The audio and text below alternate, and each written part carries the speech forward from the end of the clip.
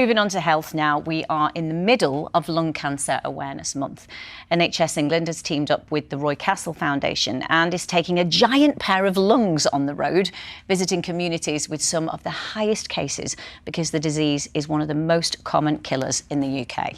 Dr. Oscar, speaking about lung cancer is something that you are really passionate about, isn't it? Yeah, it is. It's a set of lungs that would even give your singing voice a run for its money, I think. Yeah. But, you know, it's a fun image, but for a very serious message, because lung cancer is a very serious disorder. When I was a medical student, it was the very first ward that I ever worked on. And I remember slightly green, naive medical student arriving on the ward, thinking this would all be about people who'd been smokers or were continuing to smoke. And the very first patient I was sent to sort of interview and meet was a man who was 60, who had lung cancer, who'd run 13 marathons and who had never smoked a cigarette in his life. And so it's a reminder that yes, about 70%, of course, smoking is very, very big in terms of cause for lung cancer, so about 70%, but there are 30% of people who have never smoked. So don't think that you couldn't be affected just because you've never smoked. There's been some good news this week with regard to the treatment for lung cancer, hasn't there? There have been lots of headlines about this drug called osimertinib, which is a targeted cancer therapy. It's not a completely new drug. It's been a drug that we've used for people who've relapsed or been really struggling with significant disease.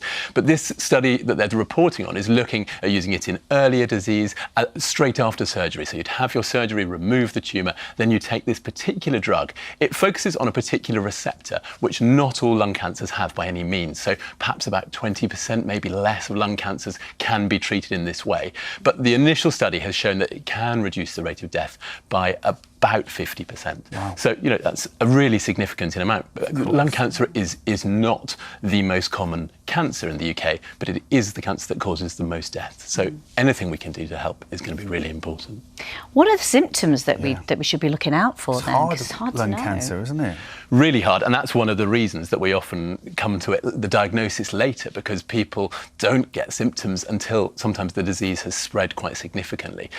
We've got a list of symptoms that we can go through. So the first thing that I guess a lot of people think about is cough, and that we can talk about a bit more later, but we've got cough lasting more than 3 weeks. If you're short of breath and that's not normal for you, then that's another concern, or new shortness of breath.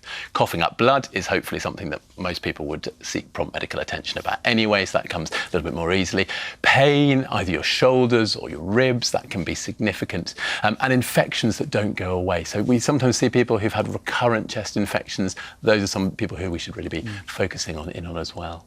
You just said there, if the cough lasts more than 3 weeks, right now going into the winter months, I think a lot of people are coughing, spluttering.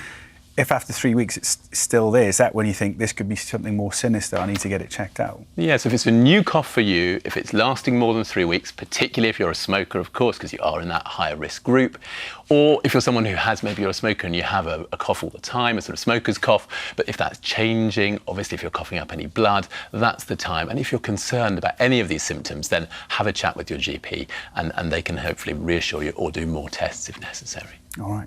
Great. Thank you so much. Thank you for that. And still to come, from Dr. Oscar to Doctor Who, the TARDIS beams on.